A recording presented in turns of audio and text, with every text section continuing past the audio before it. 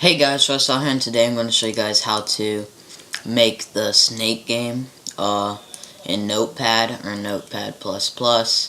And so hey guys, I even made it easier for you guys and everything to change anything you don't want.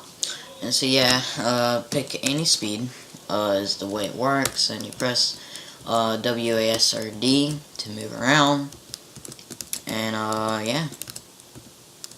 And you can play again after you die, or you can exit by pressing Y or N. And show you guys, it works 100%. It may mess up sometimes just because it depends on your connection, speed of computer, stuff like that. And so you guys, download link in the description.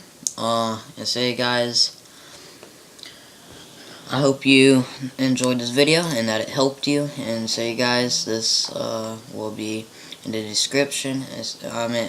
Download link in the description. And so you guys, peace out.